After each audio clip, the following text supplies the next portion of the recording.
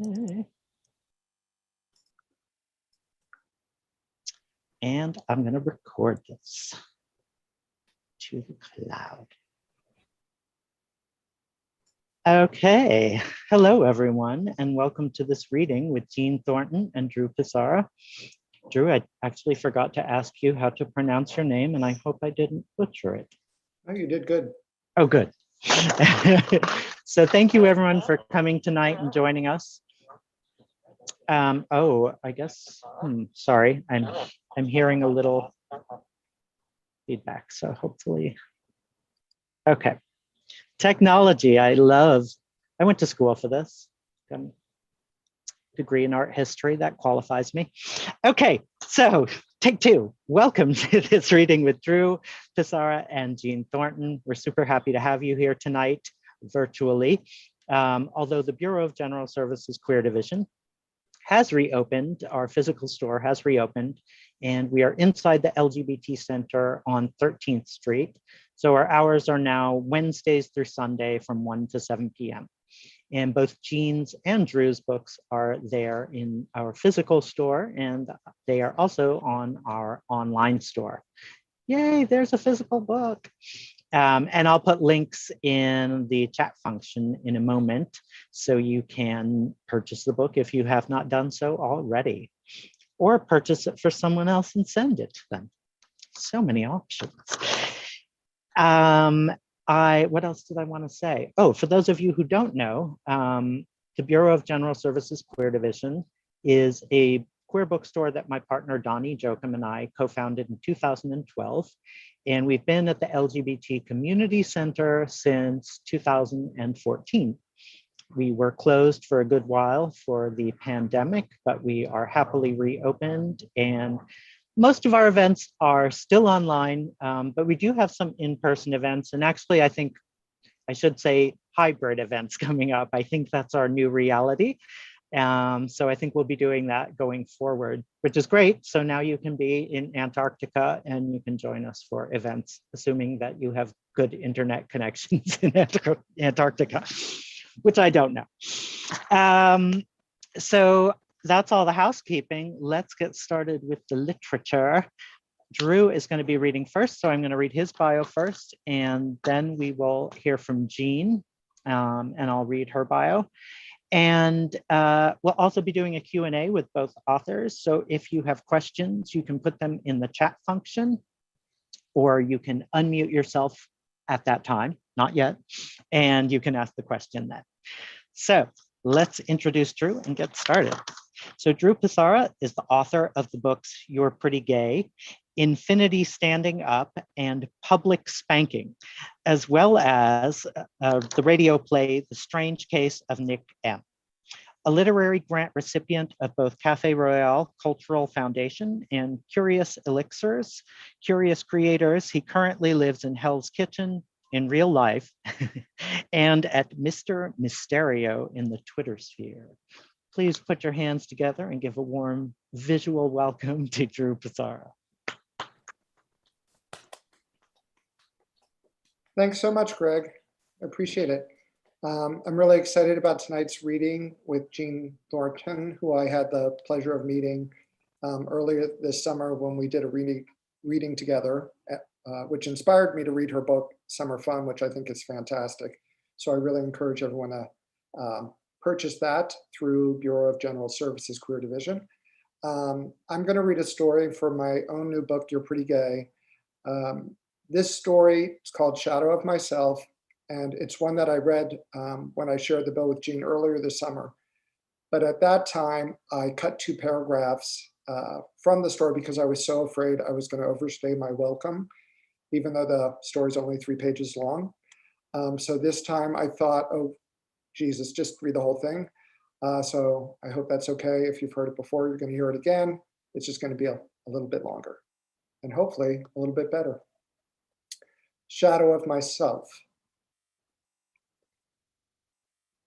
The last time I went home, my parents told me I was not their child, and thereby somehow beat me to the punch. They assured me I was still welcome to visit, but they had grown tired of lying.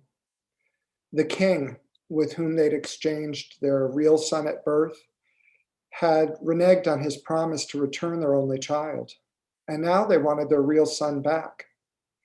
They had notified the press, of course, but the press had evidenced little interest. Who was this king to whom they referred? Were there still kings?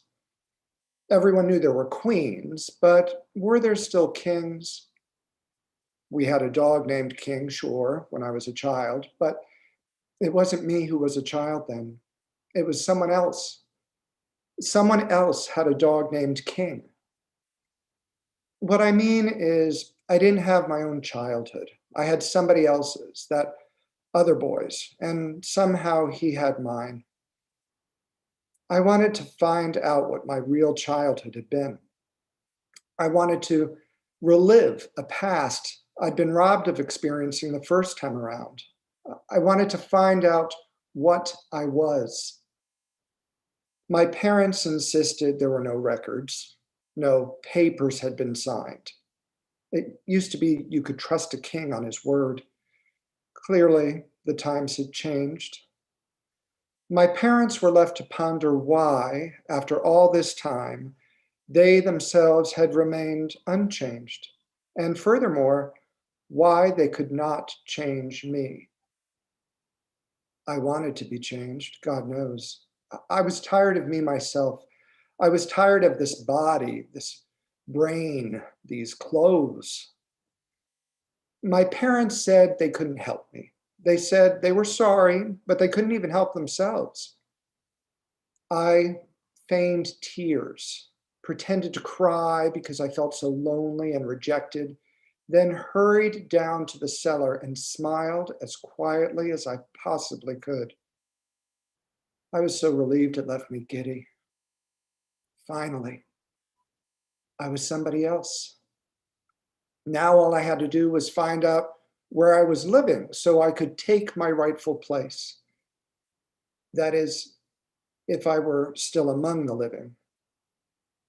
Where was I? Where could I possibly be? In a cellar? In the suburbs? In the dark? I know.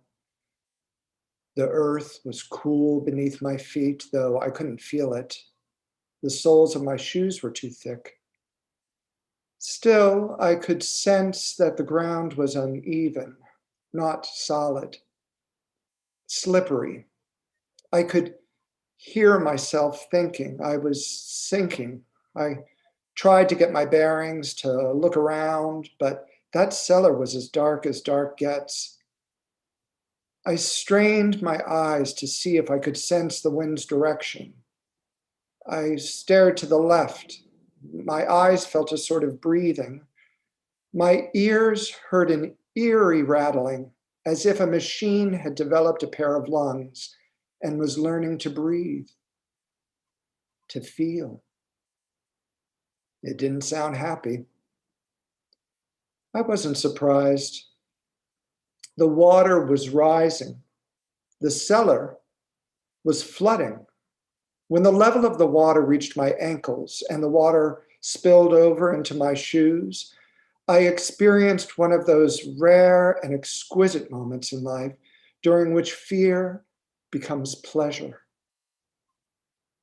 No, that's not true. That's me now. That's me talking about the past, nostalgic. That's how I feel about it now. At the time, I believe there was only the pleasure that comes from cool water making contact with tired feet, a sensation that faded once I'd apprehended what this pleasure's repercussions could be, what a rise of the water's surface would inevitably mean. Unless this is a dream. But if this is a dream, I know what it means. It means that I'm sweating. And if I'm sleeping and sweating, I'm sick. I don't want to be sick. I didn't want to wake up sick. I'd rather drown in my sleep. I didn't pinch myself. I didn't budge. The water sank. I woke up in a puddle, unmoved, disoriented. Who was I? What was I? I screamed. There was no answer from above. In the silence that followed, I heard the faint whisper of a newspaper page turning, the clink of a cup resettling on its saucer. It was an unsettling question I'd posed. What was I? Much more interesting than who I am or who am I. What was I? The door at the top of the stairs burst open. A shaft of light shot down and framed me and my puddle of piss. I saw at the top of the stairs a silhouette that I initially mistook to be my father. It looked like my father. Hell, it looked like me. Well, I looked like my father. The figure descended a step. I thought, oh God, no, it's my mother. But I looked like my mother too. As the figure approached, each stair creaked out the accusation of time wasted. So what else is new? As the figure got closer, the figure got thinner. So thin, I could see every organ and bone. So thin, I could see right through. The features sprang to life like a hologram lit from behind. It was me. I recognized myself. Brown hair, green eyes, a distinctive slope to the shoulders, the slight limp when I walk that becomes even more pronounced on stairs. I knew all too well that catalog of myself. And if that was me, this was me. I saw what must have been the ghost of myself, what I could have been, what I should have been, what I was. Obviously, here was my chance to ask the big question. The only problem was I was less sure that I knew what that question was. I knew the questions that I'd been considering were wrong. It wasn't where. It wasn't a simple who or what.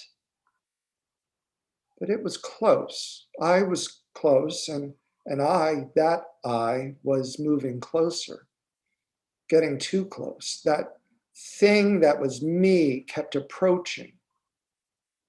I wasn't sure I wanted the answer even without the question.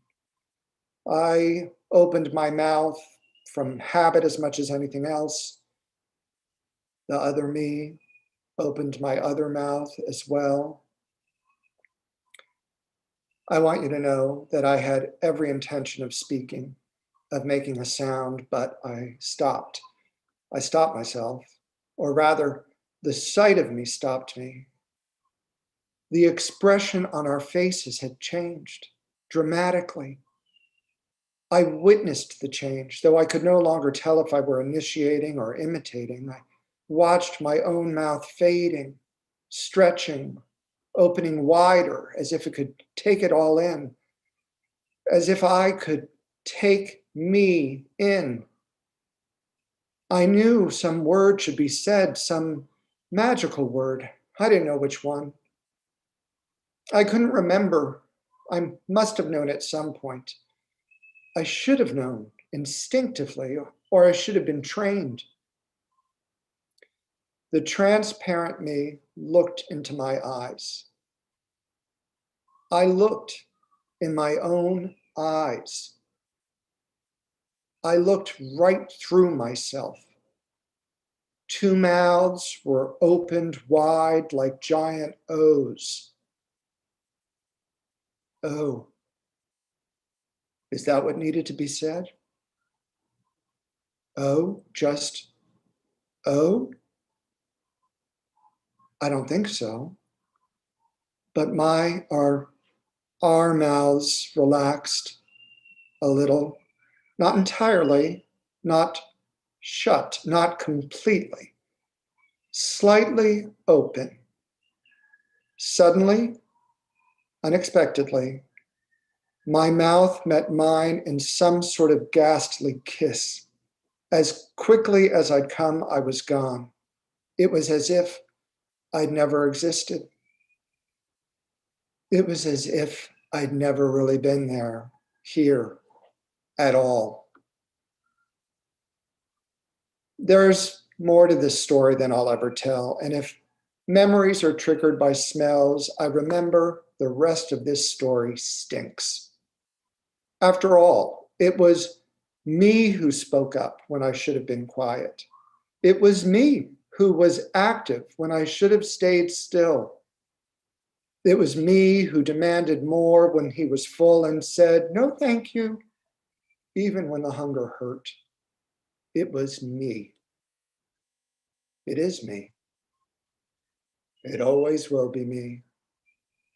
Although lately, to be honest, I have not been myself.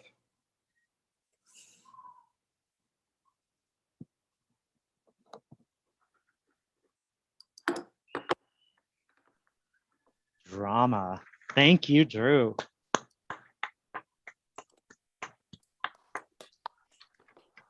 All right. Jeanne Thornton is the author of Summer Fun, The Dream of Dr. Bantam, and The Black Emerald, as well as the co-editor with Tara Madison Avery of We're Still Here, an all-trans comic anthology, which we hosted at the Bureau, a little launch for that, which was really great. She is the co-publisher of InStar Books and lives in Brooklyn. More information is available at her website, jeannethornton.com. So please put your hands together for Jeanne. Oh my gosh, thank you. Thank you, everybody. Thank you to those I recognize and those who I am meeting here for the first time. This is great. Thank you so much to Drew in particular for inviting me to do this and for dazzling me with the best example of Zoom stagecraft I have yet seen. That was really incredible. That raised the bar for technical effects. I really want that to happen again. Okay, so I apologize. I'm a little bit hoarse because I'm somewhat under the weather this week. So I apologize for kind of rasping at you this evening. But I think that I will try to I'm hoping that the involvement in the story will make that a little bit less arduous for anybody. So I'm going to read to you from my novel, Summer Fun, which just came out, I think a couple months ago now. It's my second novel, and I don't know how many book altogether. So I'm going to read to you a little bit from, well, I guess I'll give you a choice. How many people are familiar with this book already? If you want to shout out in the chat quickly. I always really like to have kind of a rowdy chat.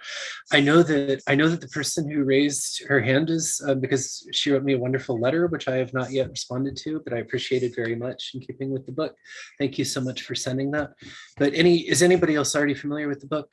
Anybody else not familiar with the book? Okay.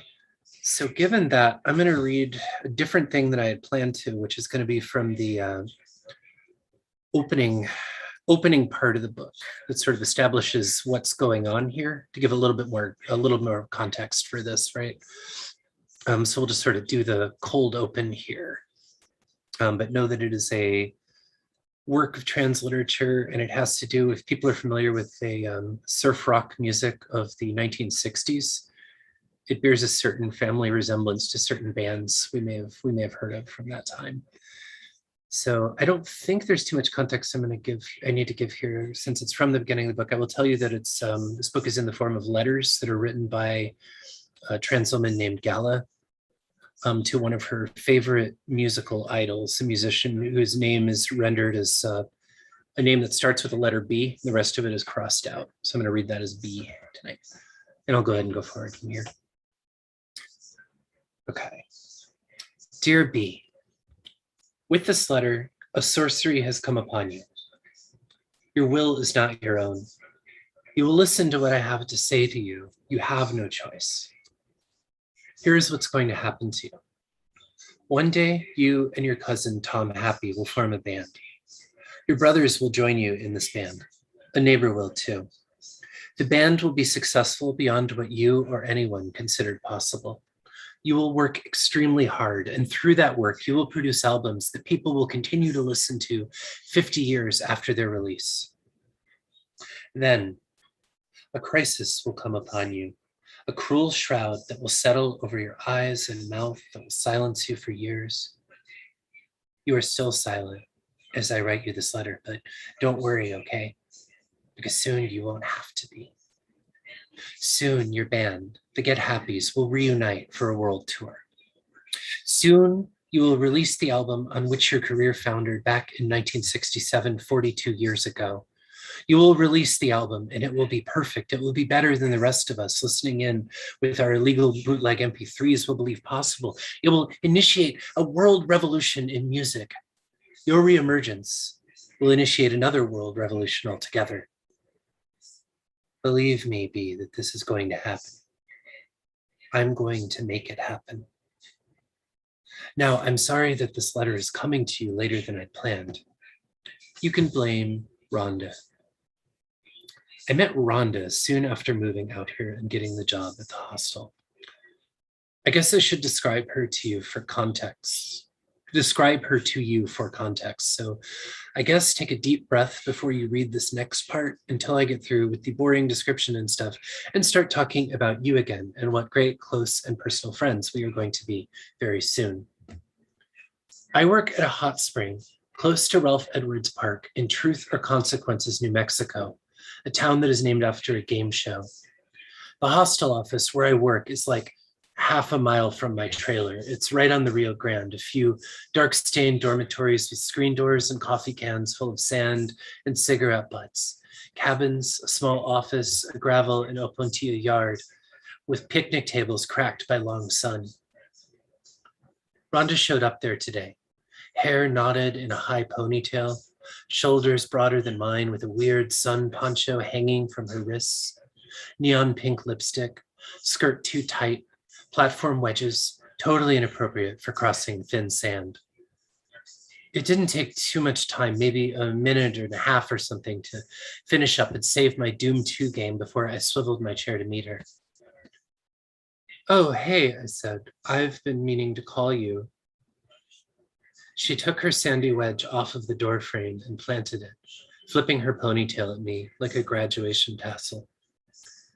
I've got to stay off, she said. You want to do the baths with me? I'm working, I said immediately. Her hand slipped into her purse and drew out a $10 bill. That's cool, she said. I'm going to do the baths anyway, if that's okay. Now, this is a tactic that Rhonda figured out. If she offered to pay to use the baths, I couldn't really turn her away by being too busy with work. If you make yourself into a customer, you and your needs become unassailable.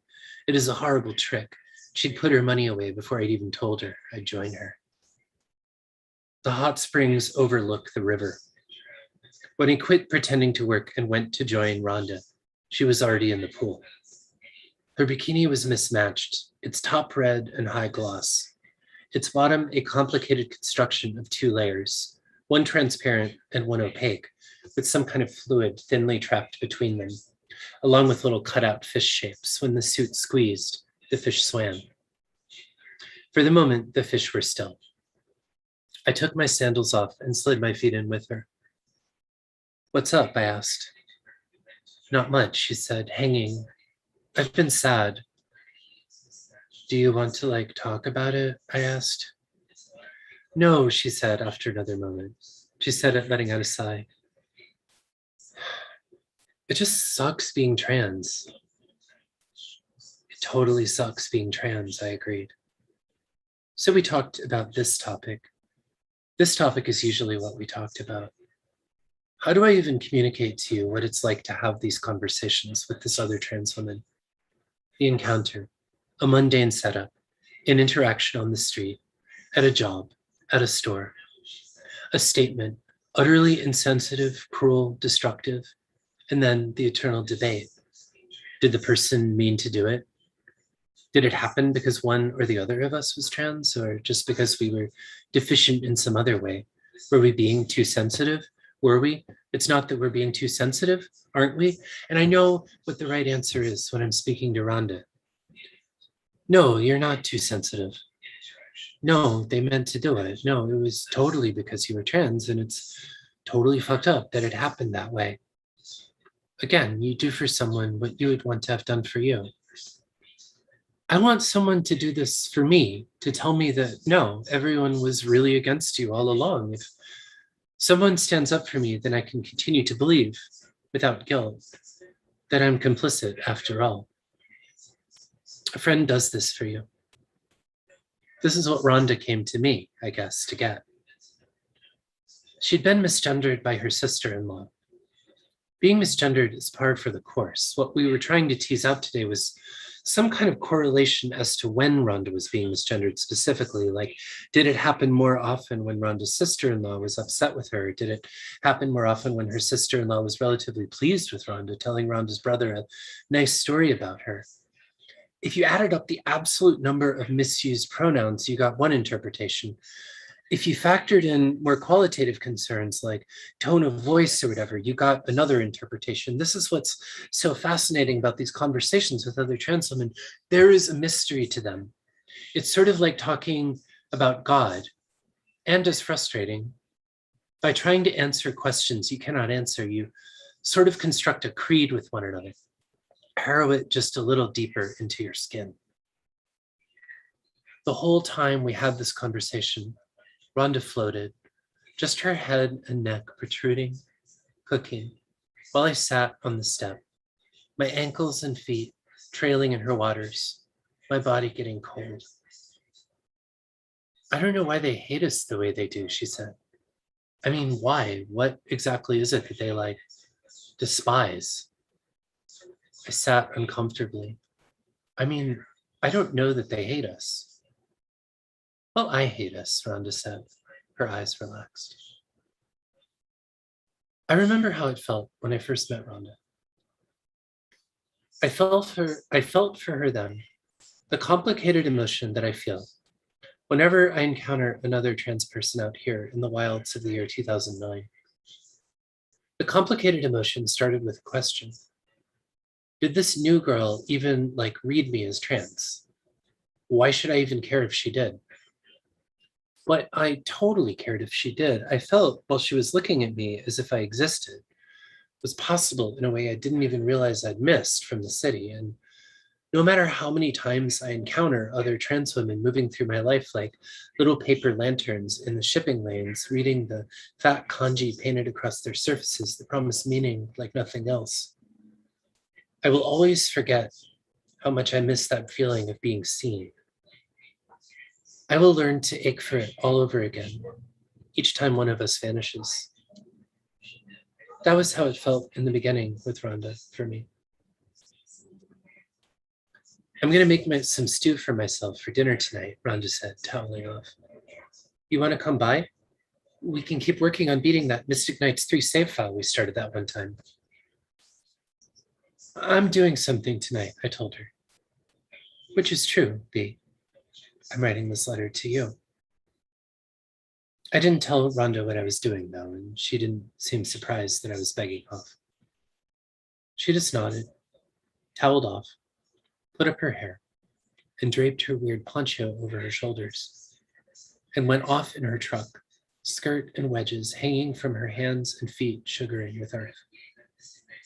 And I felt lighter as I watched her truck get small, vanish behind tire dust, as if I was getting off work for the day. The time for being present with a friend was over at last. Thank you all so very much. Oh, gosh. Oh, gosh, some claps. Thank you all so much. Thank you, Jeanne. Drew, do you want to come back? There you are. I was worried. What's behind the curtain? I forgot to put in Jeanne's book. That's to keep the spies away. Good luck with that. So if anyone has any questions, you can definitely put them in the chat function. Or you can unmute yourself and ask a question. But Jeanne and Drew, I don't know if you have some questions for each other. Well, I put one in the chat room because I was curious when Jeanne mentioned before she started reading about the surf bands, because I definitely saw some relationship between the band in your book and the Beach Boys. And then when you said that, I was like, oh, are there other bands that you sort of used as inspiration besides the Beach Boys, and which ones they were? I think, first of all, thank you for this question. Second of all, it really is very, very close.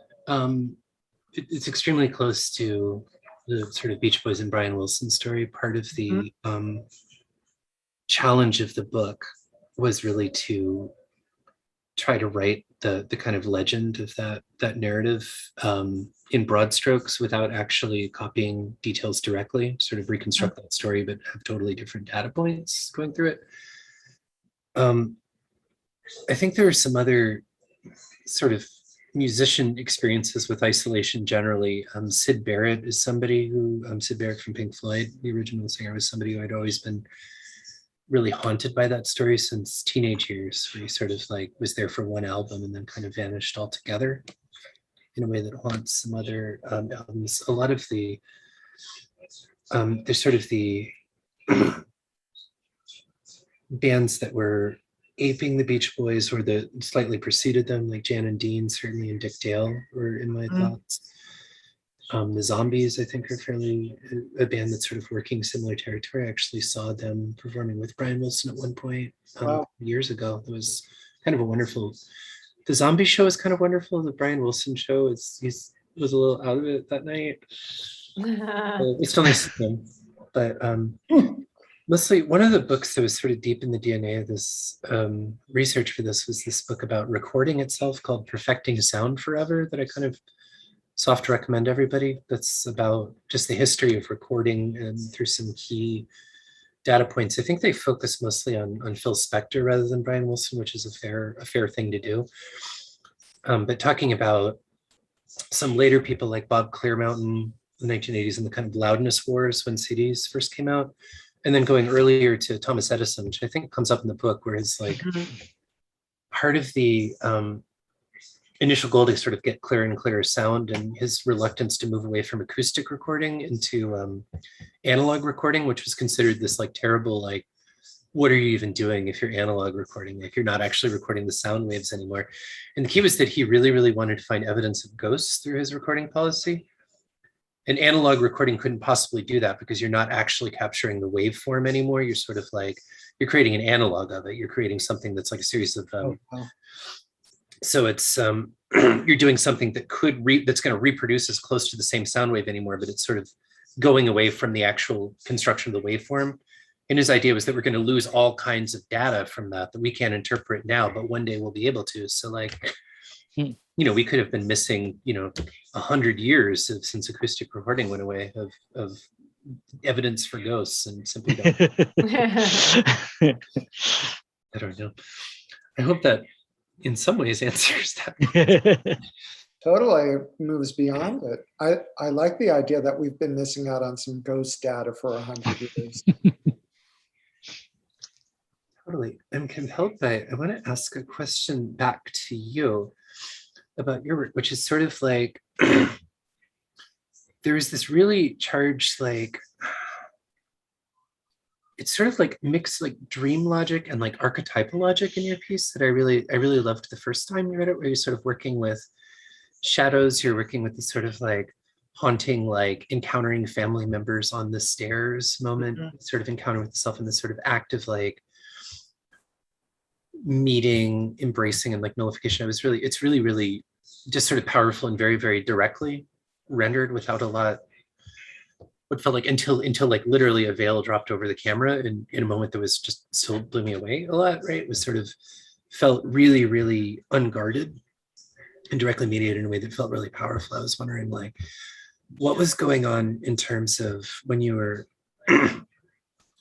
writing this piece, in terms of arriving at just thinking through that kind of level of material? Like, were you working from dreams? Were you working from like diaries? Or where did this piece come from in these ways? I guess. This piece actually was part of a variation of this piece was part of a larger piece I did that was a ventriloquist act about multiple personality disorder. Uh-huh. And there was this, so I had this one-man show that was all about multiple personality disorder. And then at the end, as a kind of coda, I wanted to have a kind of ghost story, which this story is my attempt at a ghost story. And I wanted it to be a ghost story where the ghost is yourself. So I was into this idea of how do we haunt ourselves? How does our own past haunt us in different ways? And how does I guess partly coming out of that piece about multiple personality, how do the people we could have been haunt us? And what might it mean to merge? So that was kind of the thought behind that piece. Was I really did want to tell a ghost story, and that's why I was kind of excited about the reading tonight. Like I have some candles. Oh gosh. Because I wanted to feel like I never got to feel it like a ghost story. So tonight I really wanted to sort of, all the lights are out of my apartment. I'm just getting the light from the computer and the candles. So I just wanted to kind of inhabit the ghost story space tonight. Oh my gosh, wonderful. There's so much stagecraft that's going on in this Doom Square. Thanks, Jeanne. Oh gosh. I'm curious if there are any other questions from folks out there. Please do not be shy to add them to the chat. Something like that. You got us here. And if you'd like to unmute yourself and ask a question, you can do that too. I will ask a question of both of you. And thank you very much for just the incredible presence, both of you. So the question is, you both managed to present these multiple characters within the one story. So there was a lot of dimension, and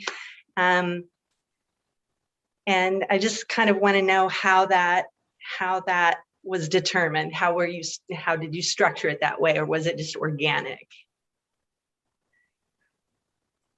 Drew, do you want to take this first? I don't know. Okay. What am I even asking?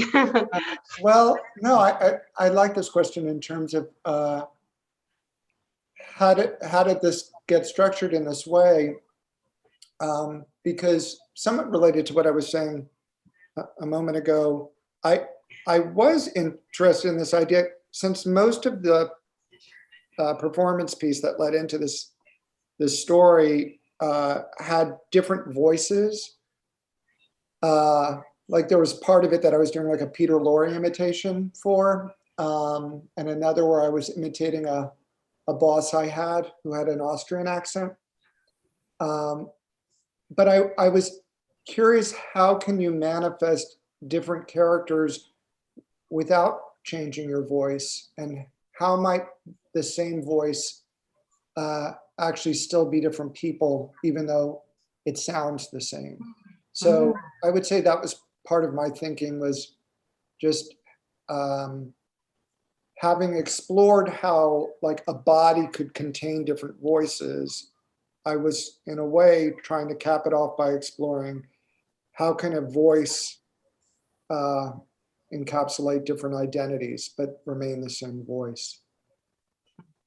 So that's my thought, if that makes any sense. Yeah, a lot of questions for sure.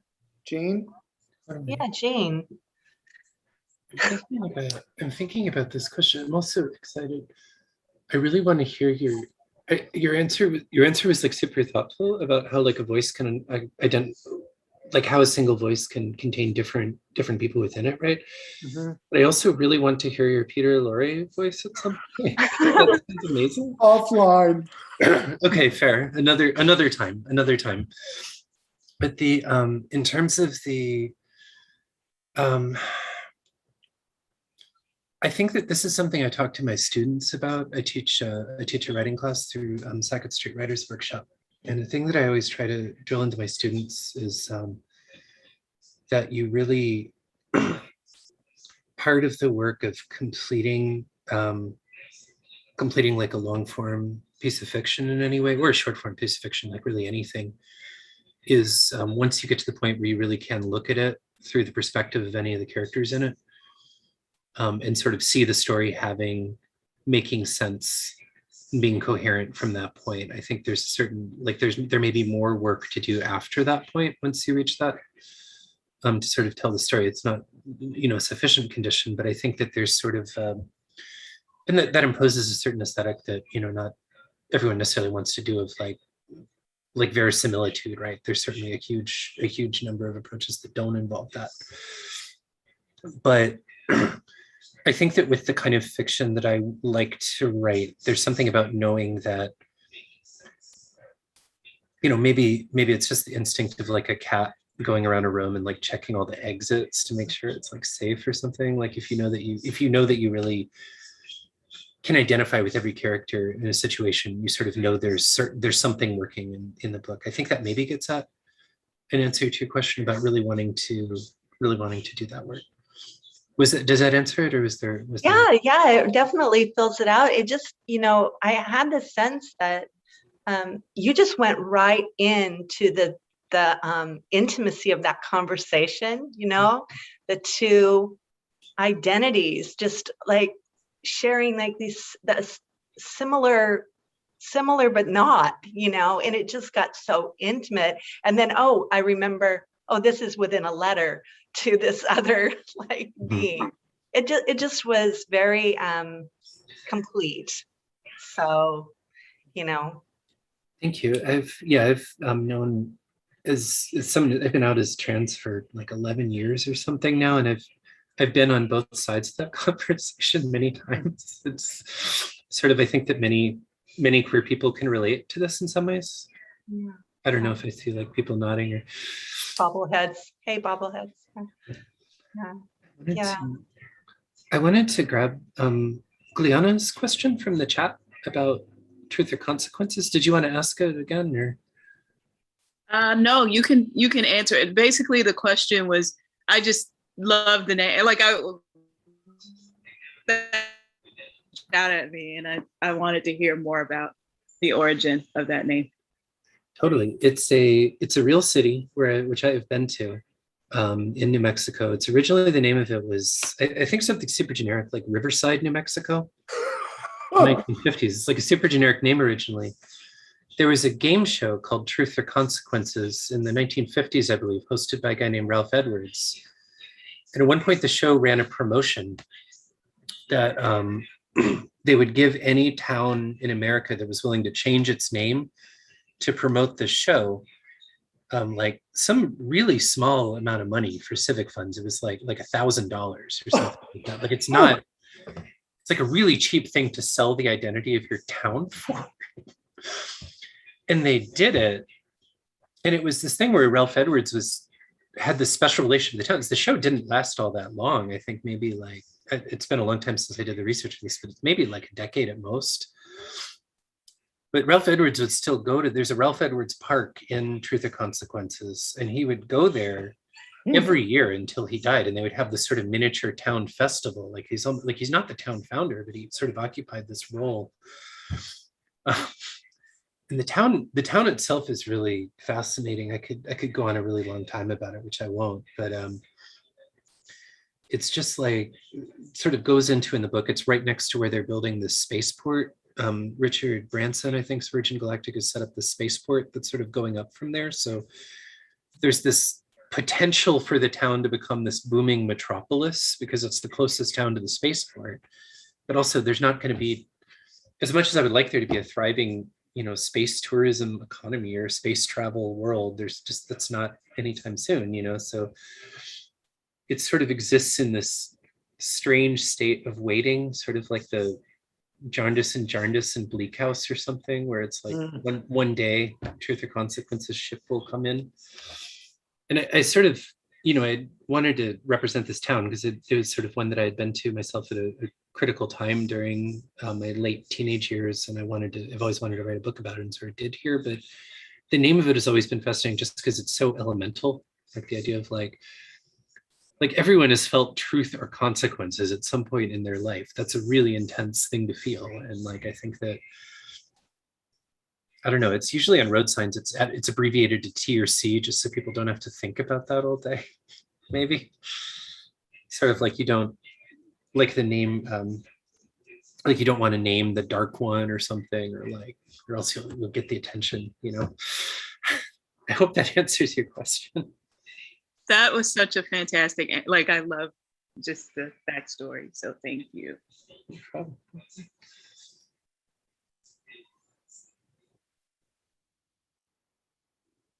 Drew, I had a question for you about just a little bit more about your process, because you mentioned that the story you read, Shadow of Myself, comes from some of your other work. So how do you go about moving that over from performance art? I'm really curious about what your process is. I don't know if that's a clear question, but it's clear enough because it definitely prompts some ideas in my head. The book, the book's origination actually was 2 years ago. I had a book of poetry come out that I was really pleased with, and I decided I wanted to start working on a novel. And as a way of kind of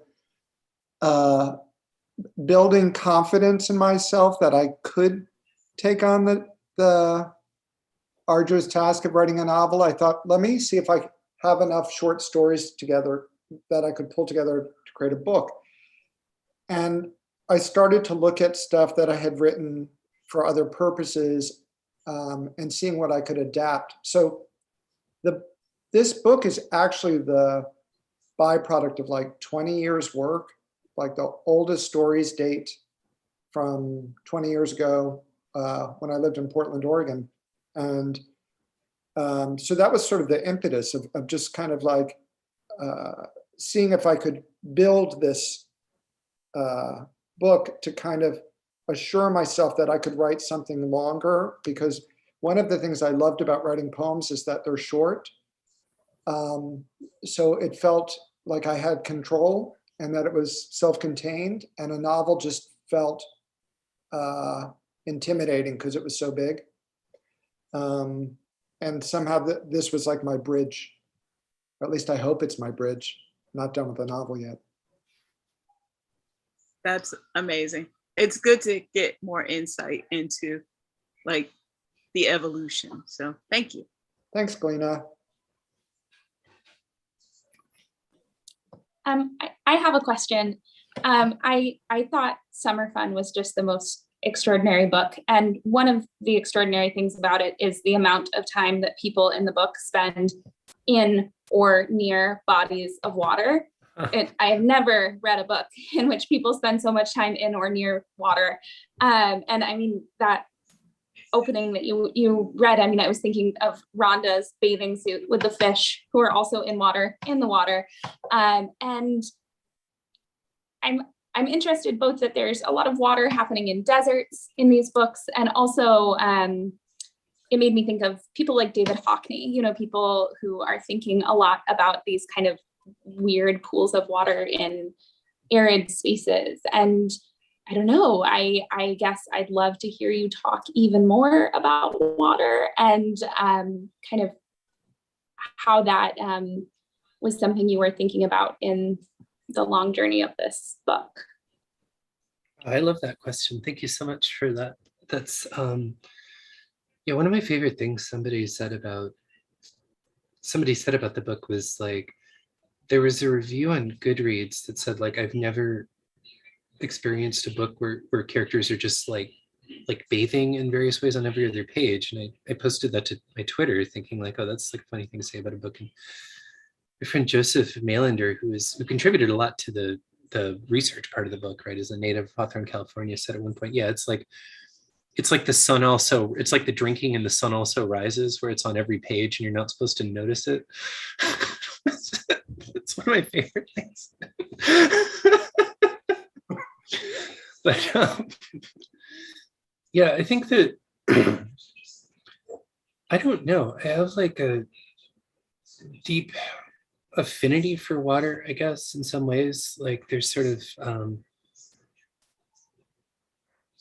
I'm finding it even hard to, it's such a deep affinity, I find it even hard to unpack in some ways, other than this was sort of one of the initial charged reasons that I connected with Truth or Consequence. It is a hot springs town. There are a ton of them there, right? And the first time I had stayed there, I was staying at a hostel there. It's sort of a version of the one in the book that had a set of hot springs associated with it. So a lot of the memories of the town were tied with that in the first place. There's a lot of thinking about, with the Beach Boys and Brian Wilson's story, the fact that Brian Wilson is terrified of the ocean that really resonated with me. There's this sort of one Beach Boys song, I don't know if people know, called Till I Die. People familiar with that one? It's like, if you're familiar with one, like people have talked about it, there's sort of like two types of Beach Boys songs, which are one is like, let's get the car and go meet some girls at the beach while surfing. And the other one is like, the world is a terrifying and hostile place that will obliterate me. And these sort of exist in the same band and sometimes in the same song. Like the song Don't Worry Baby is like, it sounds like this very chill love song, but it's also about, I'm going to crash and die in a race, but my girlfriend assures me that that won't happen, is actually the lyrics if you sit and listen to it. It's like, with this really wholesome song, or like Good Vibrations, which is an unbelievably positive song that's about this thing Brian Wilson's mom told him about how if like a dog, you need to be careful to mask your thoughts around dogs because they can sense the vibrations that you put out and will hurt you if you're putting out bad vibrations. So you need to only put out good vibrations. And it's like this really scary thing to tell a kid, right? That sort of turns into this like cheerful single that everyone knows. So there's something about this dichotomy in the band that I was really fascinated with as a starting point. And I think like something about the way that the ocean is both like a very benign force that will sort of, it'll bear you up, it'll take you to these different places, but also has this like association with sort of death and drowning and these sort of cosmic forces. So I found in writing the book, one of the things that became really interesting to me to do was kind of vary the level of water at different points in it. To think about, there's sort of like certain chapters of it, I was thinking of, okay, this chapter we're gonna have oceans. We're gonna have rain, we're gonna have these sort of different things. Then we're start to go down to like lakes. We go down to rivers at a certain point where we go to the Donner Pass and everybody gets in the river. And then sort of by the end of it, they're just sort of these evaporating pools, right? It's sort of, I think that more and more, I find it's really hard to write things that have dense amounts, lots of imagery on it, particularly for writing. I very much agree with Drew that writing a novel is just this miserable, arduous process in some ways that you're kind of not, it's a fun, miserable and arduous process, but it's also a process that you're kind of not, so much is in, one of the best pieces of advice I got in my MFA was just like, you have to have something that, you have to give yourself some little fun project to put into every day's writing, where he would set himself these challenges. Like the one I always remember is like, I'm going to get my character to have 3 breakfasts in this scene today. Yeah. It doesn't matter whatever else I have to do. I have to write these characters, I have to meet, one of them has to betray one another. I have to introduce the setting, whatever I have to do to make the project of the book go forward. I'm also going to have 3 breakfasts happen in this scene, right? And I think it's just things like that, like finding ways to vary the pattern of imagery, finding ways to deal with the detail work, right? Like I want to have like today I'm not feeling good about writing, so I'm going to write a breakfast scene, or like today I'm not, like I'm gonna write a description of a room or something like that. Or sometimes like I just want to have a scene where the characters are like immersed in water and chilled out in a scene. And some of this, I don't know, this is a long way around of answering your question, right? But I think it gets like, there is something both healing and perilous about water that I think is like a deep enough resonance with everybody, so to speak, that I thought like it just sort of started to, a lot of these things sort of have to happen on instinct, that I feel like if there's like, if I'm feeling there's something very resonant about water going on, and I'm having fun with like varying the level of water, much like I'm in the water temple in Ocarina of Time or something like that, I can, other people will be having fun too. I don't know, Drew, I would be curious to ask you this question as well, Drew, just in terms of about imagery, like as a poet and as somebody who works within various mediums, even during the space of this reading, working within multiple mediums, right? In terms of like the sort of like stagecraft and stuff, I'm really curious as to how you approach imagery and patterns of imagery in your work. Well, simultaneously, I've been working on a new book of poems that's inspired by the periodic table of elements. And I'm writing a poem about each element, and each element, well, initially it was, each element was a different man I had slept with. And then, and I could have done 118, but it started to feel very dark. So I opened it up to just men that I had been intimate with in some way. But that said, it's akin to what you were saying, like one of the pleasures of working on this series is that it comes with a game, which is I learn about the element and then I reflect on, for instance, selenium, which is an element that is used in dandruff shampoos. Who's a head scratcher, right? Like who in my past reminds me, and selenium is also about the moon. So like who reminds me about the night, and who did the moon play a factor in our relationship in some manner? So immediately it has like a playfulness in it. So it doesn't feel arduous, it feels like a game. And then since these are all sonnets, you throw in the element of rhyme. And again, you're just, you're having a relationship with the language that's playful.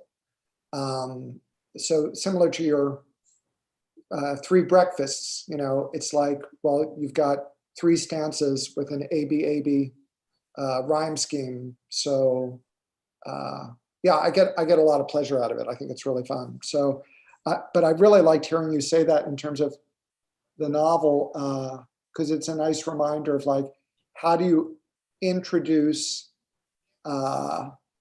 just an element of play in the writing as you're telling the story. Like, what can you do when you go to a chapter and just be like, oh, wouldn't it be fun to insert this, or to add this, or to, like, you know, code it with this.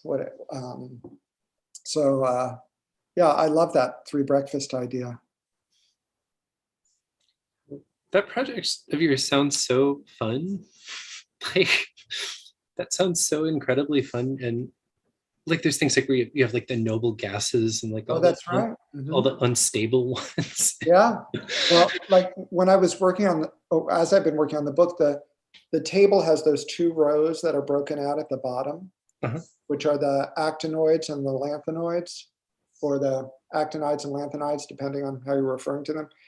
So I knew that those had to be different men because they were broken out from the larger group. So I came up with constructs to kind of group those two rows that are unique. And they each have like a different sonnet structure as well. It's super fun. Yeah. You know, if you're a weirdo like me. I guess I am, because that sounds really fun. Fun with the periodic table. Yeah.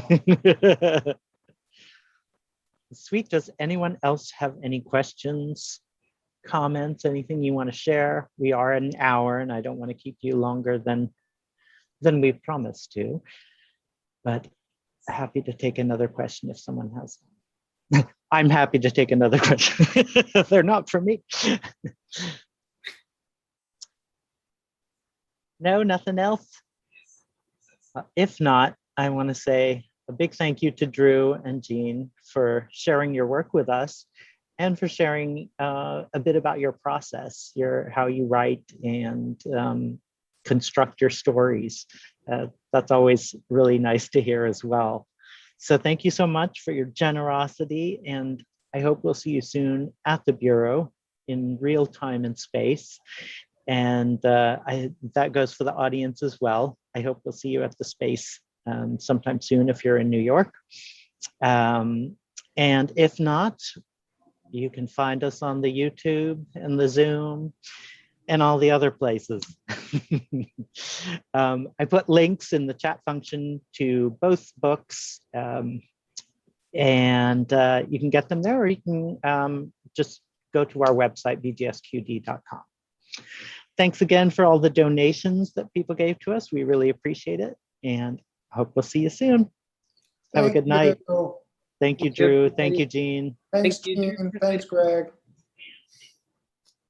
Thank you, Greg. Night, everybody. Good night.